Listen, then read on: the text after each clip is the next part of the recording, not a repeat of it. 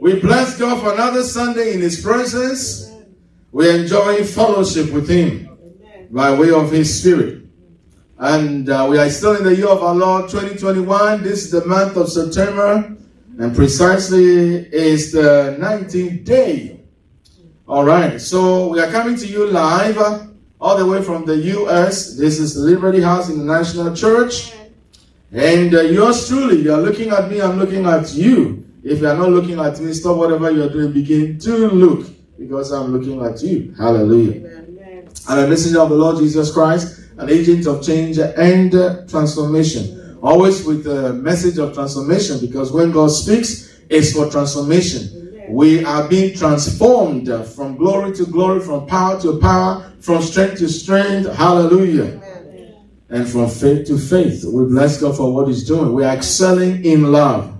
Hallelujah. Amen. The word of God comes according to the book of Timothy for teaching, for correction, for rebuke and training in righteousness. So when the word of God comes, it provokes us to think like God thinks, to look at things from God's perspective.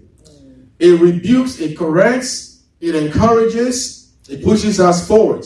And that is my mission here, to push you forward. I'm not your enemy. If I say anything that comes out wrongly or rubs you wrongly, please don't fight with me. Don't be offended. That's not my intent. I'm on your side. I'm not against you. Amen.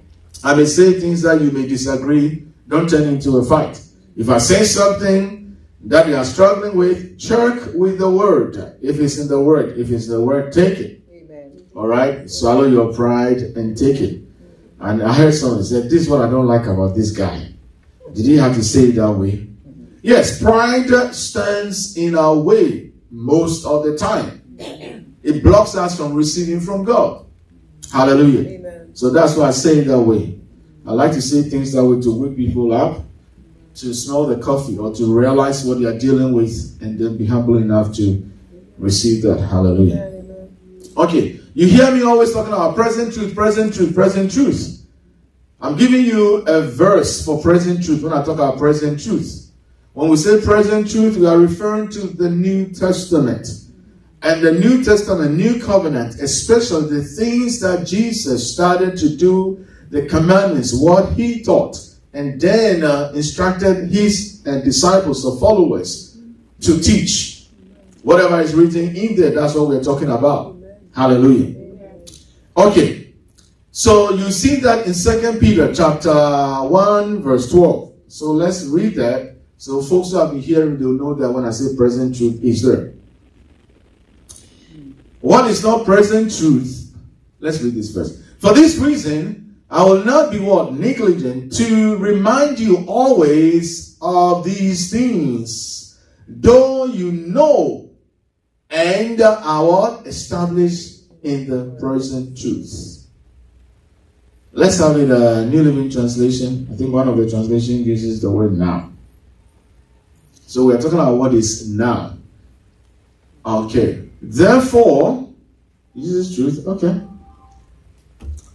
Therefore, I will always remind you about these things, even though you already know them and are standing firm in the truth you have been taught.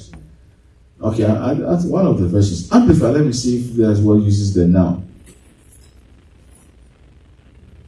And I'm going to take you to these things to get whatever I'm doing. Okay, use the now. All right. Indeed, you know them and are firm in the truth that you now hold. Use it, present truth. Okay, so when we talk about present truth, what do we mean? What do we mean? People go to the Old Testament and then they take a scripture like God asked, what is the name? Asked the Jews to anoint their doorposts. This anointing wasn't with oil. They mark it with blood. So they go and see something like the temple. Certain things were marked with anointing oil or oil. So they decide also to anoint their doorposts and some items in their house. That is not present truth.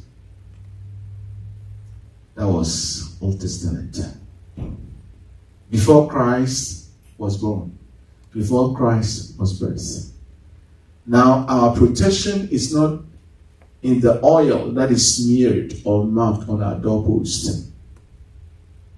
Our protection, our covering doesn't come that way. Our covering comes by our faith in the blood that Jesus shed. Amen. You see the difference? At that time, that would fly. But God has changed the system. It's no longer Moses who is in charge. It's no longer the 10 Commandments and the ceremonial laws. Some of you are looking at me because you've been using the oil. Stop it! If you anoint your door, you anoint your window, you anoint yourself. Somebody said for extra protection. How long does it last? For a day? Guarantee 1 year, 2 years, 5 years. It's not in the book. But when you believe in the blood that Jesus shed for you, it's for life. Yeah. You see the wisdom of God? It's for life. You don't have to carry any bottle of oil in your purse or wallet. You don't have to be buying and refilling your your oil bottle. You don't have to. You are going to works, self-effort, because that is not the way God has instructed us to be protected. Do you get it? Yeah. So that is old. You have to come into the new, present truth. Hallelujah. Amen. Can I do this? According to, let's have it. Hebrews chapter 1, verse 1 and 2.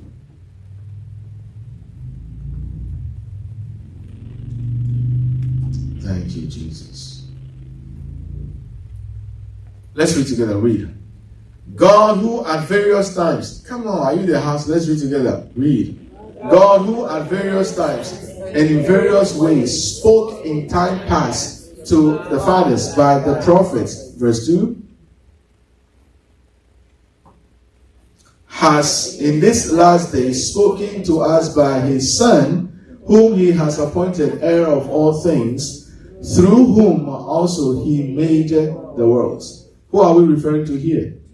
Jesus Christ, not Moses. He used prophets, and I'm going to say this very clear. And I've said that over and over. I'm going to say it because somebody may not see this or hear this in this teaching. They may think I'm against the ministry of the prophet. I'm not against the ministry of the prophet. Because in Ephesians chapter 4:11, the Bible is still following, He says he gave some what? When he ascended, he gave gifts unto men. And some apostles, some prophets, some evangelists, some pastors, and some teachers to equip the saints. So that work is still going on. So we'll not be like children, tossed to and fro. The verse 14 says that. But we have to come into what? The fullness.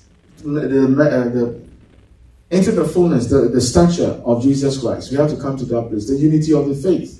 It says all that. Whereby every one person will bring their supply to the table. So until we come to that place, we still have need of these ministries, or we call them offices or officers.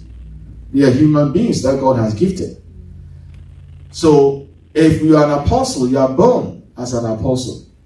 You are born as a prophet. You are born as an evangelist. You are born as a pastor. You are born as a teacher. It's not along the line. When you are 7, God looks at you and says, this guy, the way he's going, I think he will be a good prophet. Then, okay, let me slap him with the ability or the anointing. No, you are born like that. Because God creates with precision. It's not like when he creates, it's incomplete. Then afterwards, let me add something to it. Hallelujah. Amen. So it's complete. You are born that way. The fact that you are born a prophet, an apostle, whatever, just like I was born as a prophet, that doesn't mean that at that time that I was born, I had knowledge. I had in me gift or gifting, grace to be, but not what? Knowledge. You get knowledge as you grow up. You have to learn. You have to be trained. You have to be equipped. You have to be established. That's how you learn. And that's why we see genuine people who are called by God, genuinely, or duly appointed, they make some mistakes. But if man doesn't rush this appointment, But it's one goes through the process, you are going to make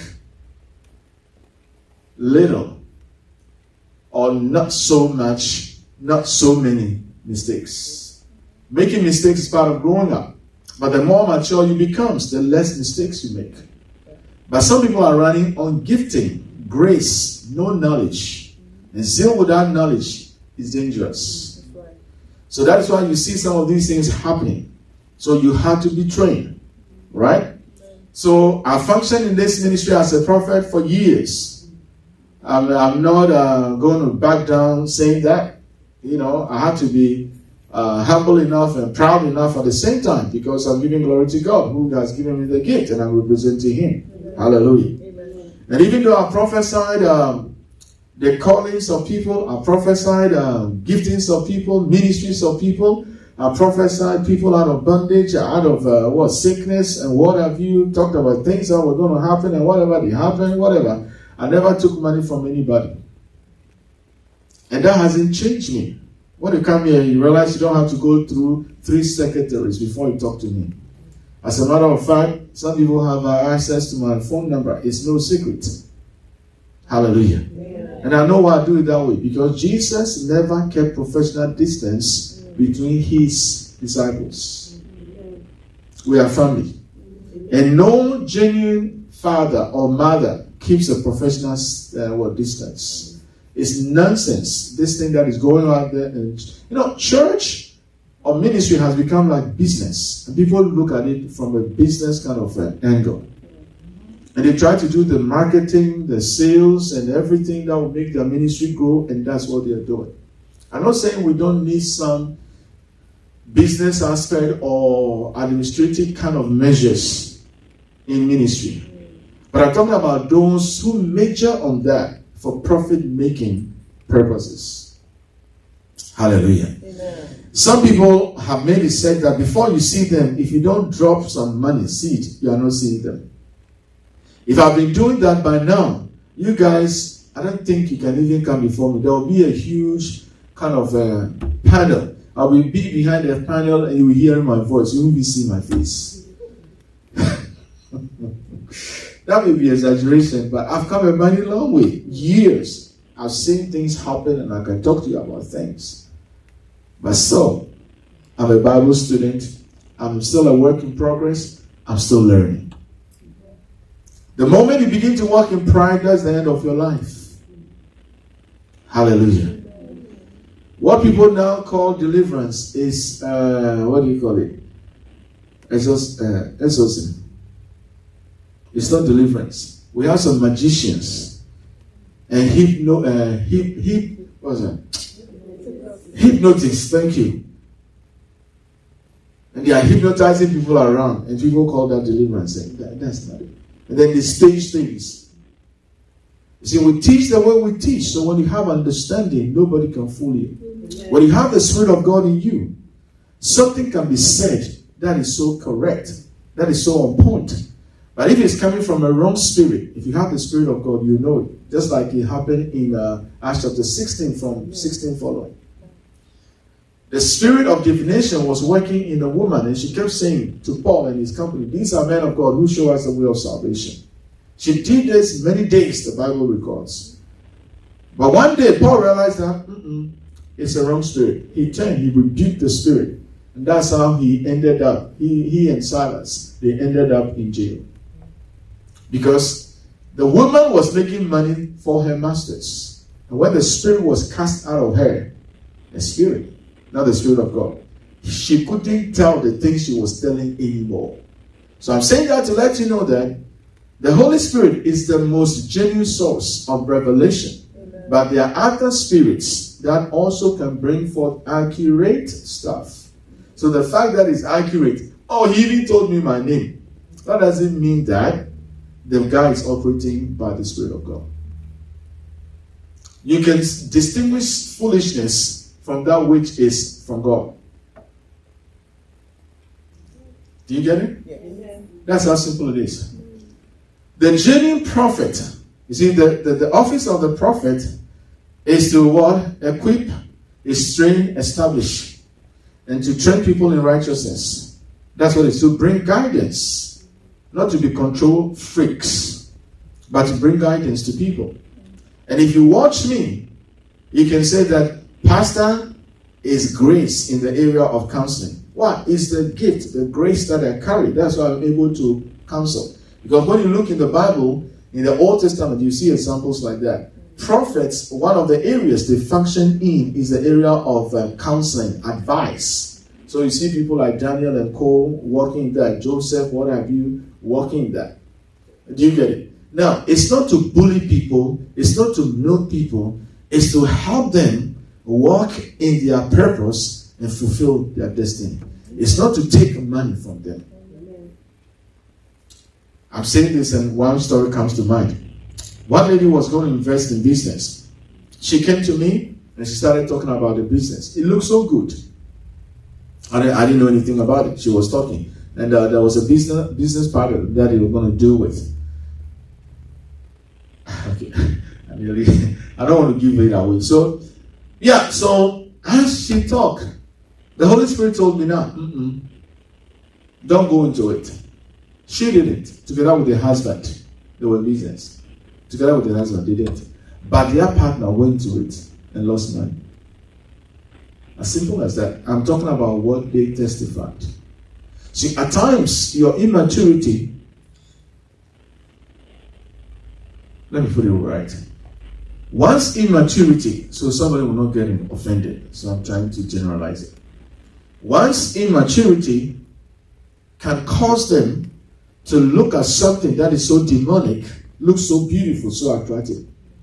And your immaturity brings your carnality to the table. When you want it, you want to have it, you want to go for it. Even though it's not God, you can tell it. But this is where genuine prophets of God, if you have a leader who is not blind, that's where they will tell you that, look, don't go for it. Don't do it. You understand what I'm saying? Amen. Yes. Because we don't have many genuine prophets actually in the church, that's why people are going to psychics and going to some quack prophets and apostles. And because people don't have understanding of the function, the office, the operation of a prophet of God, they don't like that prophet. Because when you see a genuine prophet of God, he doesn't walk in arrogance. He doesn't walk in superiority complex. He's a very humble person pointing people to Christ. He doesn't bring attention to himself. Hallelujah. He prepares the people for the Lord. And so when you see these things, because of the way we've been trained in society, we are not attracted to somebody like that. We want someone who comes flamboyant with some fireworks like Independence Day and speak some way, then we like that. You see how those people work? A pastor friend was telling me. He said there was that guy is so quack. I don't want to hear his name. So the pastor friend said, oh, this guy, have you heard of this guy? I said, that guy, I know he's quack. He said he was ministering at a place. I was invited. I was seated.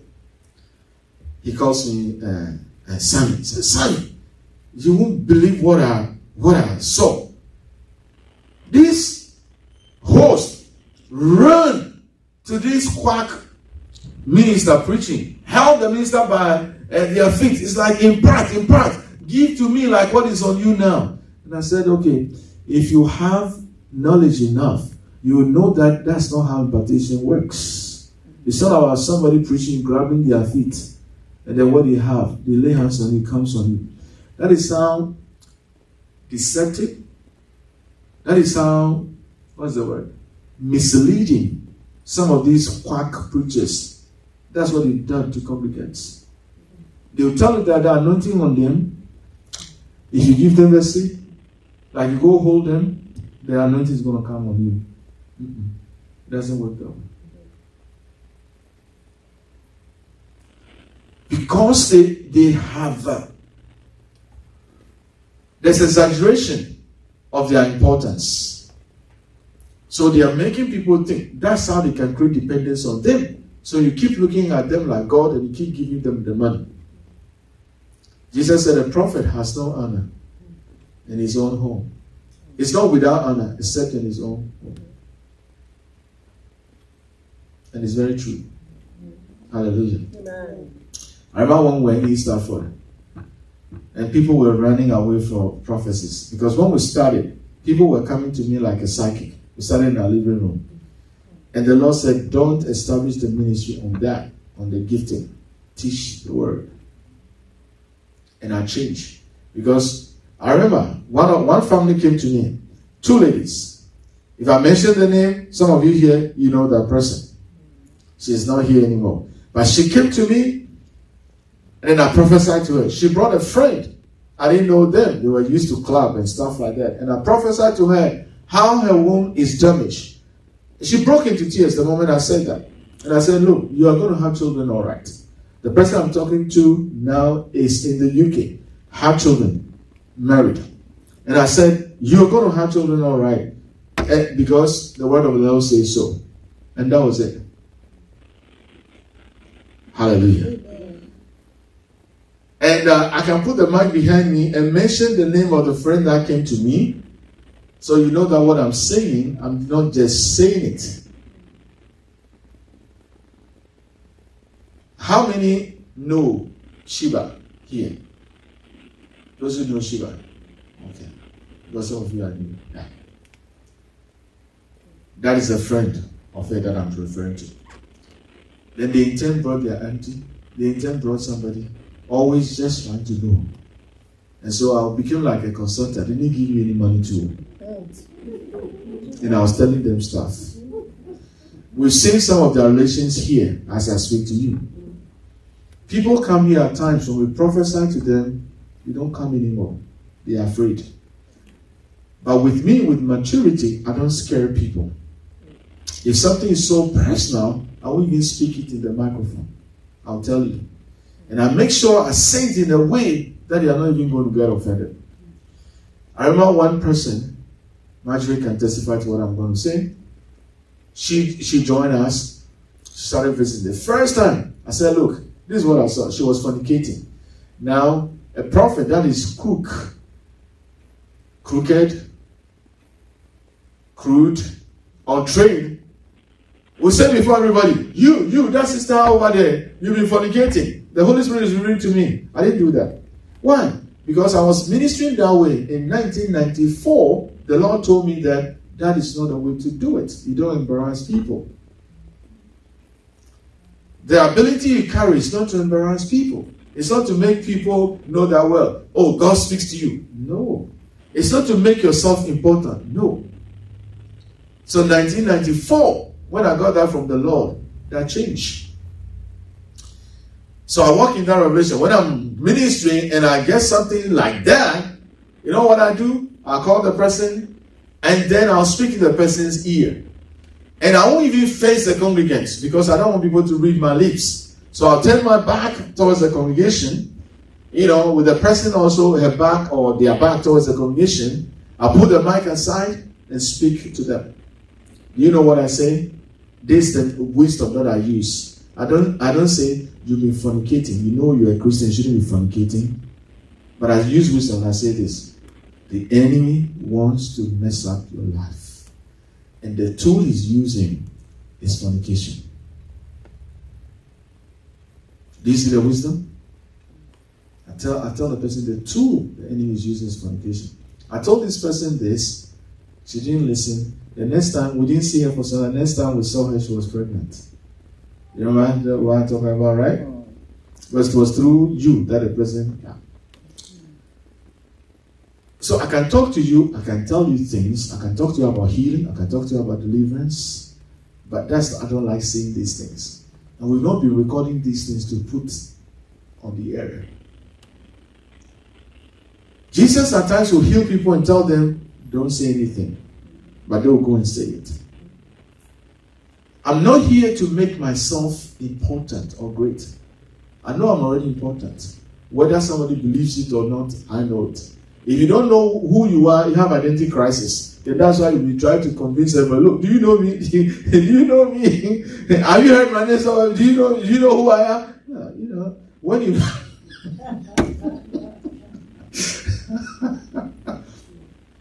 So that's how we do it. And besides, we are not to embarrass people. Some of the people you see in some videos, they are paid. So they don't mind. So I don't want to take your business out there. You understand what I'm saying? So we don't do it that way.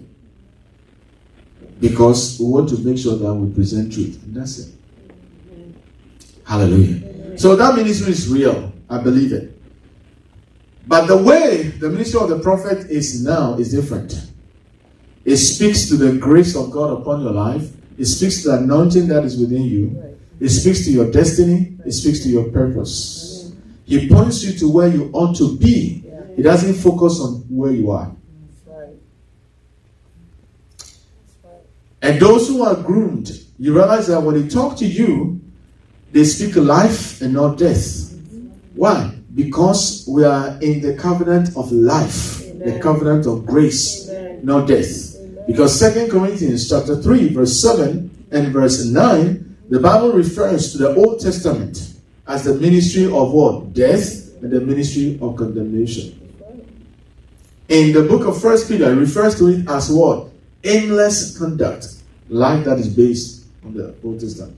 Read the book. I mean, go listen to my messages. You see all these things. You are learning big stuff in this house. I went to Bible school. I've been to some other schools. I didn't get these things. It comes by revelation. Amen. Hallelujah. Amen.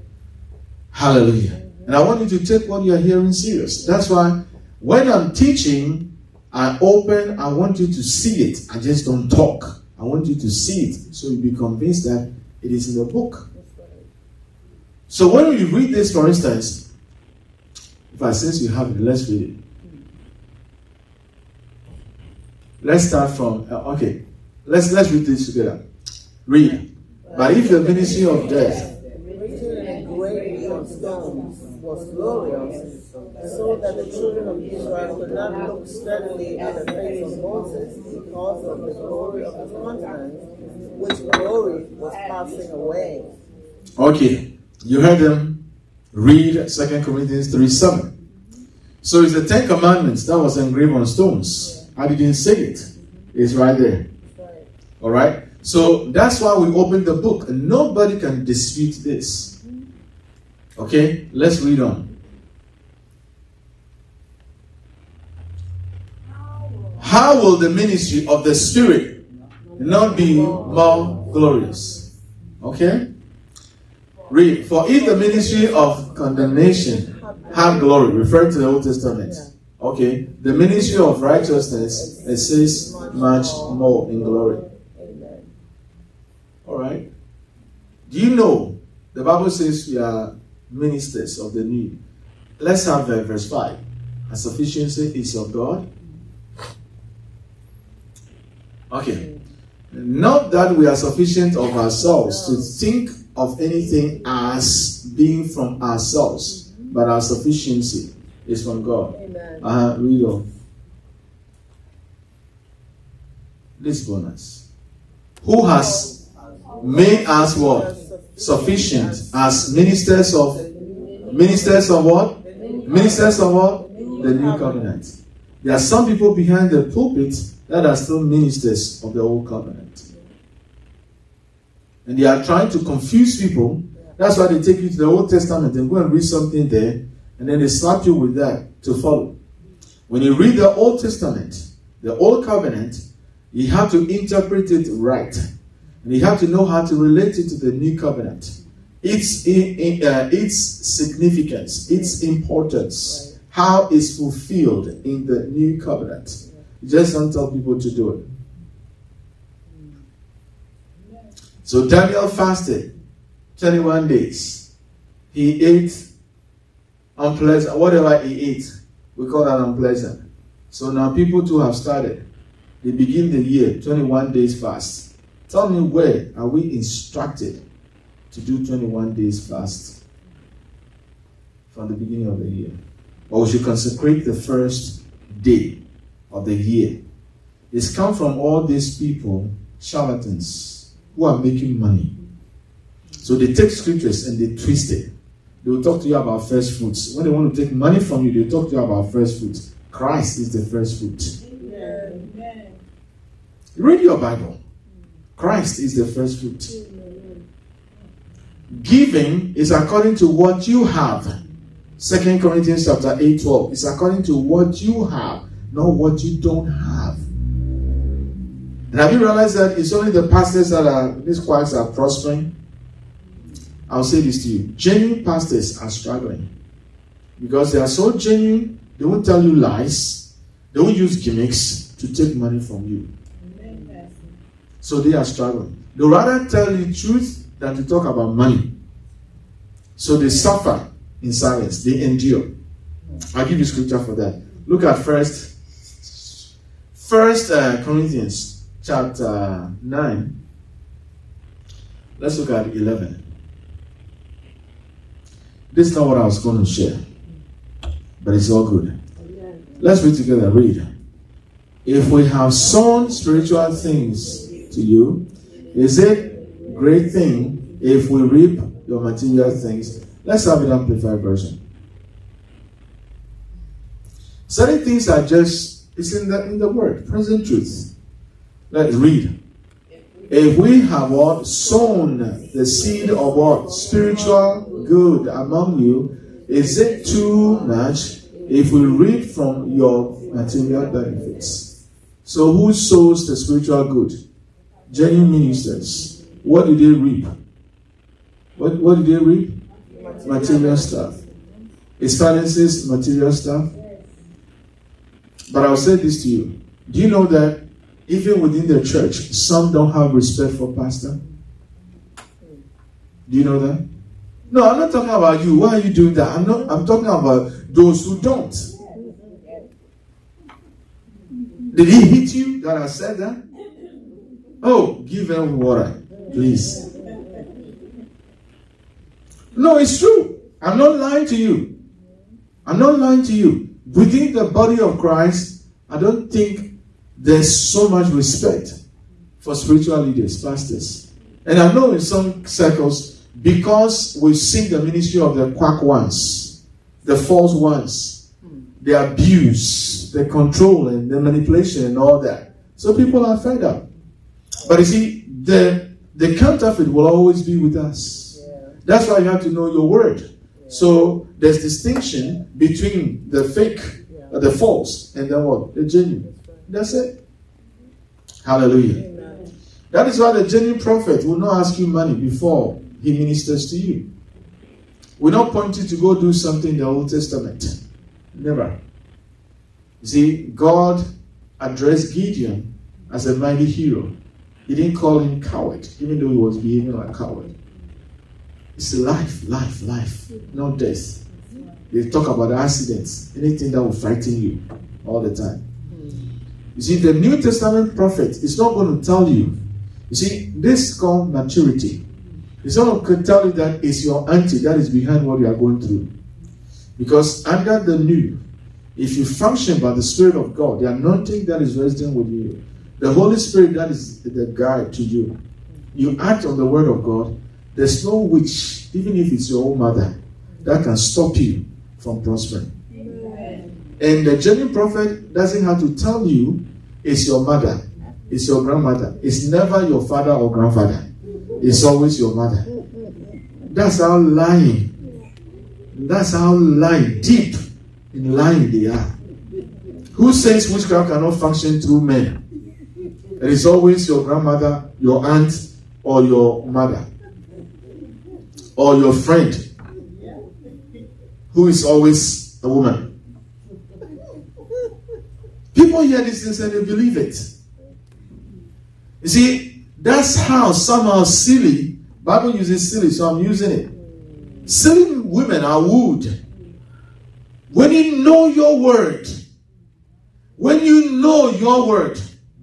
and you have that communion with the Holy Spirit, who is your guide, how can somebody tell you a lie and then succeed? How?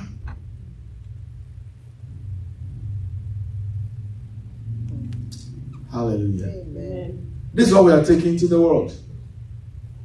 This is going to Ghana this time. That's what we're doing. want to establish a training kind of, a center to groom young, up-and-coming young pastors.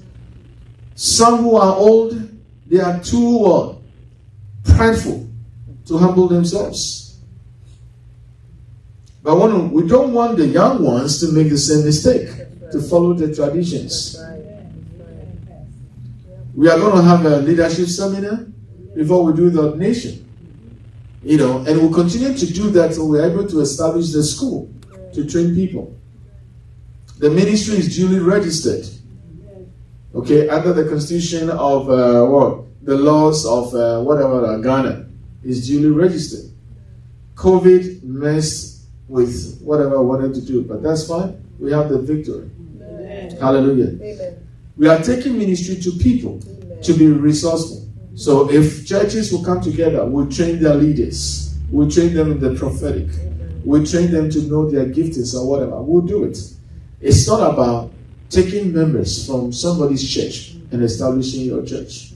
We don't do that. We don't do that. We don't believe in that. Hallelujah. Amen. What was I? Oh yeah, the enduring. Okay, so let's read on so you see how people endure. Verse 12.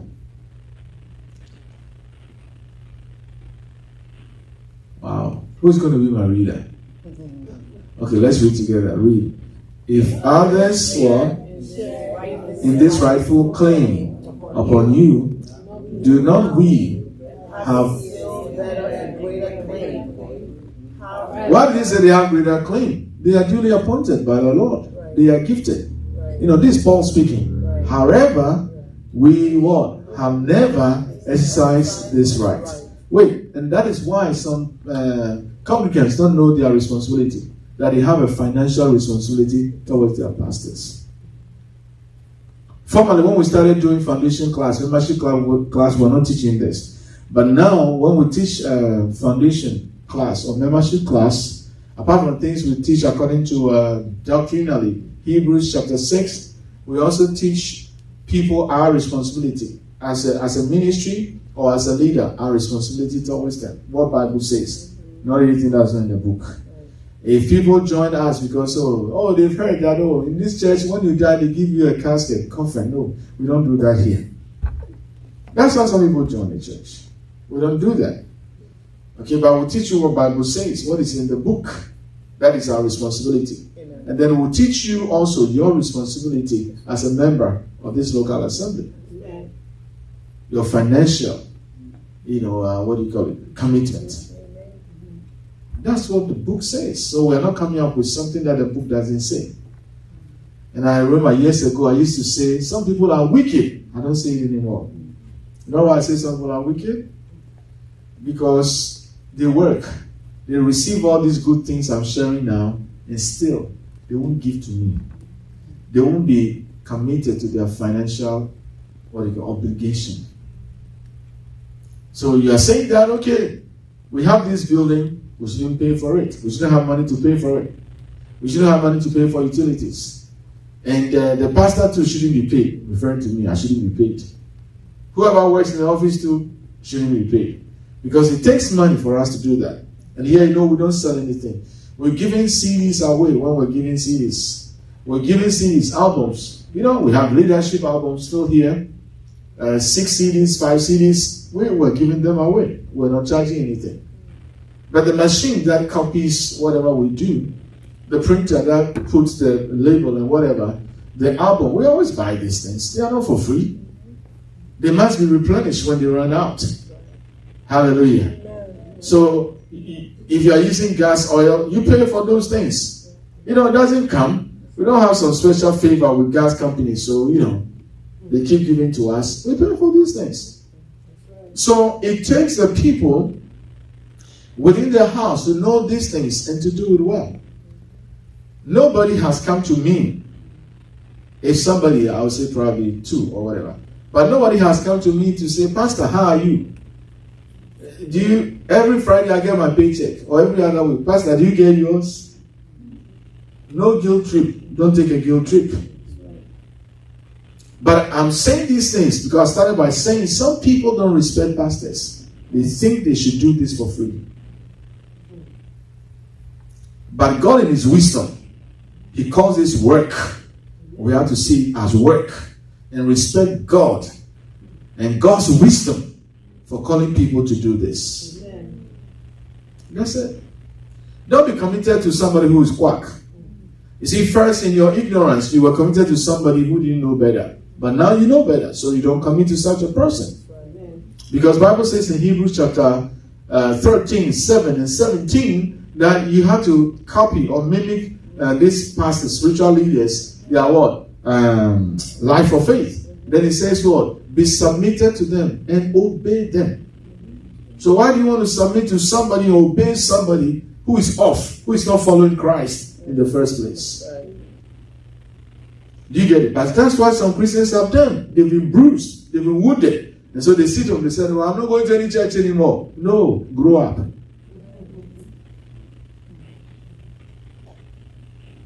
Okay. However, I'm reading. I'm in 1 Corinthians 9:12. However, we have never exercised this word right. But we endure everything rather than a hindrance in the way of the spread of the good news or good message, the gospel of Christ. That is what I've been doing for years. And every leader here who knows me well will tell you that. If I say it, probably it will shock you that I'm saying it, but I have to say it. Because people in other places, and I guess across the board, because I was talking to some ministers, not just here, in other places, they talk about it. No genuine minister of God, when offering tithes, come in, donations come in, and then first they are going to take care of themselves. They take care of the bills of the house. If there's any stuff that must be paid and whatever, that is taken care of. He's the last person that is going to say, okay, then if there's something, then I must be paid. I'm not going to take an offering, please. Just smile. I'm not going to take an offering. Hallelujah. So there have been times, not once, not twice, it's gone on for years, where I had to forgo pay or salary. I may receive the check, but the money is not. I know I'm going national, international, and I'm saying it. God, I'm saying it on behalf of some of these pastors. Look, you know the shame that they walk in? Some of them pretend they cover because the quack ones make it look like if you are genuine and you are not where they are, you are a failure. But you are not. That's right. You know what failure is? If Jesus says, stay in Connecticut, then he said, no, I'm going to Mass. I'm going to California. And you go there, you have failed. Yeah, that's right. You are not successful. You may go there and have a mega church, but you are not successful so far as Jesus is concerned. That's right. Because what he told you to do, you didn't do it. He says, stay here. That's right. That's right. But we look at masses of people, and whatever is going on, do you know why people come on television? I've heard some of them say these things themselves. But when they come, they will reach a larger audience and they can get money from them. And that is it. So some come for just a short time, they reach the audience, they are hooked, and then they are off. And then there are companies in this country. They will partner with you. They will put you on TV. And they'll raise all the funds for you. You don't have an orphanage, you have an orphanage. You don't have any work here, they'll create everything, look so good, everything. And then they'll take a percentage of the proceeds that come in. It goes on here in the US. But if you don't know, you don't know it. Because today, one pastor was telling me, he said, oh, but pastor, if you are doing the will of God, how come you are where you are? And others have made it. How come you have it? That's an insult. You see, you don't know what the person is doing behind the scenes. I've been in this state and I've seen people start church in a very unscriptural way. And in no time, their churches have grown. No one church Not one local church, not two, several of them. Because when they do the wrong things, they attract the unschooled, the uneducated Christians. You see, carnality begets carnality. And carnality attracts carnality. Immaturity attracts immaturity. And they follow. And before I realize, someone will say, and they call me too. From all these churches, they'll call me when they have problems. They don't go to their pastors, they call me. They call me. Hallelujah. Amen. See, they endure because they don't want the word to be ill spoken of. Hallelujah. Amen. But in all these things, you are more than conquerors because the way God takes care of me is amazing. Yes. If I say it's my paycheck that takes care of me, then I'm telling you a lie. Because my paycheck has not been consistent, but I'm still here. No, if you are clapping, clap well. What are you doing?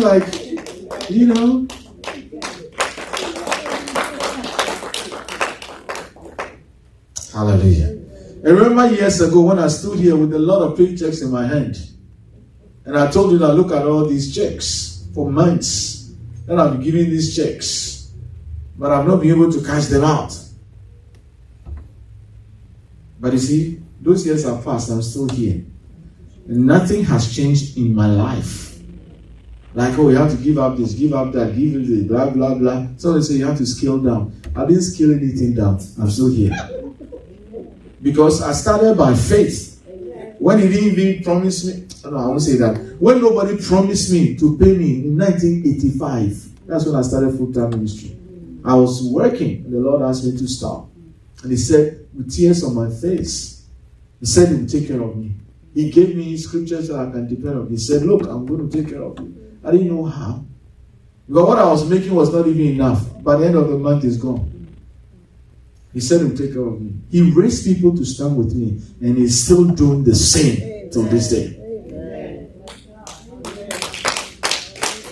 Hallelujah. Amen. Where to sleep is great for me. I have where to sleep. And it's enough for me. Hallelujah. Amen. You understand what I'm saying? Yeah. And I'm not sleeping in no disrespect to those who are there. I'm not sleeping in some kind of how should I say it? How should I say it humbly and still celebrate the goodness of God? Yeah. Our house was built in 2004 from the scratch. I sleep in a master bedroom. Because I'm going international life, I'm saying it. For those who think, you see, the faithful shall abound with blessings. Amen. God is not unrighteous to forget your labor. Yes. If you serve him, he will honor you. Yes. These are the principles that have guided me. Amen. I counsel people. Go ahead. Amen. They go to what? Psychologists and they pay. I don't charge them. But then when they recognize the change in their life, the transformation, they see the power of God work on their behalf, they in turn around and then bless me. Amen. Recently it happened. Somebody out of state. She's not a member of this house. Said, give me your address. Blah, blah, blah, blah, blah. Then what happened? She was going to give me a check. Said, I realized that, my check, I moved from one state. She moved from one state to another. Said, I realized that my check is still in my old whatever name. So, okay, do you have this Cash App? She sent me the money through Cash App, $1,000. And I can talk about some things. That's how God has been keeping me. She's been talking to me. I've been advising her. I didn't know. I didn't see this one coming. To me, I'm just doing what I should do, whatever. She shares with me deep things and whatever. And I didn't know. I wasn't doing this so she'll give me something. I was shocked. I shouldn't be shocked, but I was shocked. Because whatever God does, it doesn't matter how many times you've seen it, it always has some humbling effect on you. Amen. If you are humble. When you become arrogant, you say, this is nothing. God, I'm looking for 10,000, then you send me only 1,000. That's arrogance. Hallelujah. Amen. God takes care of me. Amen. So I just said that to set the record straight. Because I may not have so much money in the bank, because I don't what? I don't milk people. I don't use gimmicks. I don't. But God always takes care of me. Amen. And some of you know the car that I drive. When we built that house, 2004, not because I was making so much money. My wife and I, what we were making at that time was $30,000 annually. But how did we come into that? It takes God. Yes. It takes God. That's all that I can tell you. Just 2004. I'm not going to mention the car that I drive, because somebody will think I'm boasting. I got that car, that vehicle, and some people left this church. That's nonsense. They can drive that, but I shouldn't drive that. And some stuff, they said they are not going to give to church, so they will pay me with their money, so I drive that car. That's what I'm telling you. Some people don't respect their pastors. They don't. They wish they are above you, so you always come and then, like a beggar, Pastor, hey, can you help me out? And I'm not ashamed to say, I can talk about 2 guys that are here, that I borrowed from them years back. I didn't take church money. Money wasn't coming to me, so I borrowed from them and I paid them back. I remember one time the person forgave me the loan. How can you go to somebody, you are with the person, you haven't paid, and you say, can you give me some more? It takes God. And then the person also forgives you. It takes God. In the person's own words, he said, I'm being obedient to God. But you see, it doesn't have to come to that for genuine pastors. I'd rather borrow and pay back than steal and then bring shame on the ministry. I've done this clean for years. Nobody can accuse me for taking even 10 cents from church's coffers. Nobody. Clean. And yes, Lord, God comes through for me. I don't use gimmicks. Look, when you know truth, when you believe Him, He never disgraces you, because Romans 10:11, whoever believes on Him will never be disappointed. That's where I stand. I've been through the process of faith, leaning on Him. That's why I stand. You see, what I do may look easy for you, because you see, it's not my power. I'm relying on His grace. So it flows, and there's maturity, so it flows. Just like when you started driving, you were afraid to get on the highway. Now look at you. You see, maturity, experience. That's what I'm talking about. It's now easy. And some of the women, don't do that, please. You flip your visor, and then you take up your makeup kit, and then you are talking on the phone too, and you are fixing your last minute things whilst you are driving. Wow. You're experienced now. Hallelujah. Amen. People endure. Let's not do that. If you know people who are going to good churches, encourage them to support their pastors. Amen. Amen. Hallelujah. Amen. I came to talk about everything belongs to you, but I didn't get to talk about it. I don't even know how to title this. I didn't get it. But I'm happy I talked about this. Amen. Hallelujah. Amen. Recently, what happened? A pastor was talking to me, and he said, a pastor friend of his went to, after service, the ministers there said they want to have a meeting with their senior pastor. And then I said, for what? And he said, they said, well, it's our duty to take care of you. And now we are going to buy you a car. And I said, why? Doesn't he have a car? No, his car is suffering violence. You have to wait to see the pastor's car suffer violence before you have mercy on him to buy him one. Somebody that I taught in Bible school is also out of state. He called me many years back. He said, Pastor, I was struggling. I fixed the car and fixed it, won't fix it. And he said, I went to my board and I told them that, can they help me? Because this car fixed it. Then they said, Pastor, go look for a car. We'll pay. We'll do monthly payments. They gave him something figure to work with. You know what I'm talking about? Then, so he went out and said, Pastor, I've been looking for, this guy, I like it, Sequoia. Am I pronouncing? Sequoia. Toyota. So then he went for that and they paid it. Why should it come to that? You see, these are some of the things that I deal with behind the scenes. I just don't pastor congregants here. Yeah. I'm a leader to leaders. And if I'm saying something, I know where I'm coming from. Yeah. I'll tell you one, then I'm done. There was a time a minister friend of mine was really suffering. Look, to the point that some people had to bring in food. He talked to me.